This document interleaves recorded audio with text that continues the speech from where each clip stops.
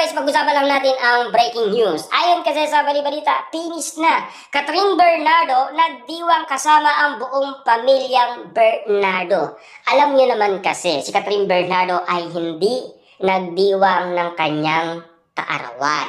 Na alam niyo naman siguro, si Catherine Bernardo, kasama niya umano ang kanyang jowang si Mayor Mark Alcala. Na alam niyo naman siguro, busy si Catherine Bernardo sa kanyang trabaho. At least nagkaroon siya ng pagkakataon para makasama ang buong pamilya. Siyempre, nagdiwang umano si Catherine Bernardo kasama ang buong pamilya sa Commonwealth, Quezon City, sa kanilang bahay.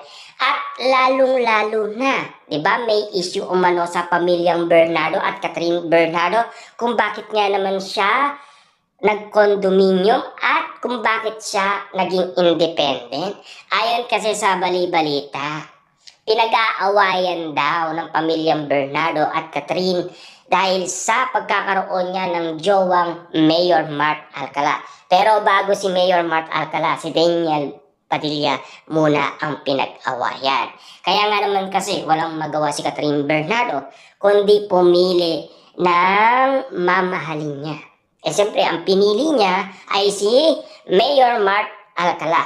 Kung matatandaan nyo, last 2025, si Daniel Padilla ay nabalitaan na paikot-ikot sa nasabing bahay ni Catherine Bernardo sa may Antipolo, Rizal. Eh siyempre alam niyo naman siguro, nagkaayos na sila at nagkamabutian ulit. At lalong-lalo na, nagbigayan ng sarili nilang numero. Ibig sabihin sa kanilang number. Kaya nga naman kasi natatawagan nila ang isa't isa. Hindi tulad noon.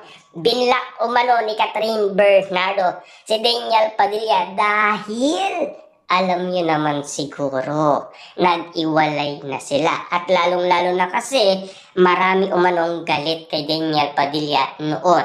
Pero tila ngayon, ang mga tao na ang may galit kay Catherine Bernardo, nagkabaliktad ang sitwasyon.